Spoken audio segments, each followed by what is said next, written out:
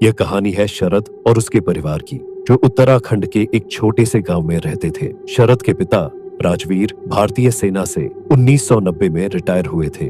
परिवार की जड़ें नेपाल से थीं, लेकिन सेना में सेवा करने के दौरान राजवीर का परिवार भारत में बस गया था। शरद के पिता ने सेना में रहते हुए कुछ पैसा बचाया था और अपनी रिटायरमेंट के बाद उन्होंने एक बड़ी जमीन खरीदी थी, जो एक पुराने किले जैसी दिखती थी। इस जमीन पर 4 कमरे थे, जिनका उपयोग उन्होंने खेती और मुर्गी पालन के लिए किया था। 2 कमरे उनके परिवार के रहने के लिए बनाए गए थे।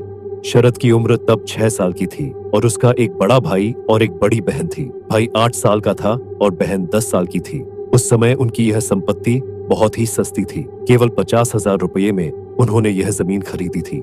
आज उस जमीन की कीमत 1.5 से 2 करोड़ रुपए होगी, लेकिन तब यह काफी वीरान जगह थी। आसपास कोई घर नहीं था और दूर दूर तक जंगल ही जंगल फैले थे। यह जगह शरद के परिवार के लिए नई थी और यहाँ का सन्नाटा और जंगल के जानवरों का डर अक्सर उन्हें परेशान करता था। शरद के पिता ने अपनी नई जमीन पर खेती शुरू की और मुर्गियां पालने लगे, परंतु गांव के लोगों का कहना था कि इस जगह पर कुछ अजीबोगरीब घटनाएं होती रहती है। राजवीर ने इस पर ज्यादा ध्यान नहीं दिया, क्योंकि वह एक मजबूत और निडर व्यक्ति थे, लेकिन उनकी पत्नी राधा इन चीजों से बहुत डरती थीं। राजवीर हमेशा अपने साथ एक खुखरी रखते थे, जो नेपालियों के पारंपरिक हथियार के रूप में जानी जाती है। शरद ने बताया कि एक रात जब वे सो रहे थे, अचानक उनकी मां को बाहर से किसी के मदद के लिए पुकारने की आवाज आई। यह आवाज उनके बड़े भाई की लग रही थी, जो उनके लिए बहुत ही चौंकाने वाली बात थी, क्योंकि उनका भाई उस समय घर के अंदर ही था। शरद की मां ने दरवाजे की ओर बढ़ने की कोशिश की, लेकिन तभी उनके परिवार के एक करीबी मित्र गुजराती मामा ने उन्हें रोका और कहा कि यह एक छलावा हो सकता है। उन्होंने मां से कहा कि जब तक आवाज 2-3 बार न सुनाई दे, तब तक बाहर मत जाओ। शरद ने बताया कि उस समय वह बहुत छोटा था, लेकिन यह घटना उसे आज भी अच्छे से याद है।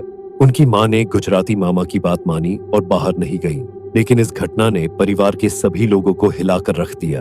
अगले कुछ दिनों तक घर के आसपास अजीब घटनाएं घटती रहीं और ऐसा लगा मानो किसी अनजान शक्ति का वहां वास हो। एक दिन शरद के पिता खेत में काम कर रहे थे और अचानक उन्हें लगा कि कुछ छाया उनकी ओर बढ़ रही है। उन्होंने चारों ओर देखा, लेकिन कोई नहीं था। अगले ही दिन मुर्गियों के कुछ अजीब मौतें हुईं।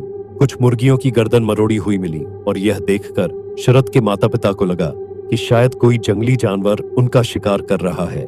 लेकिन यह सिलसिला तब और डरावना हो गया जब एक रात खाना खाने के बाद परिवार ने बचा हुआ चिकन कुकर में रख दिया।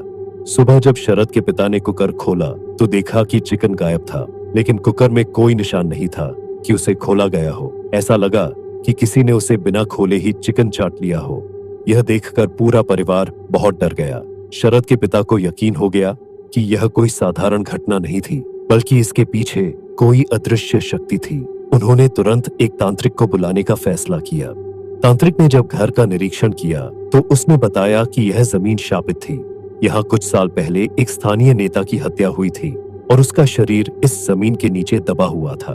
तांत्रिक ने कहा कि उस नेता की आत्मा को शांति नहीं मिली थी और वह अब एक सर्कट के रूप में यहाँ भटक रही थी।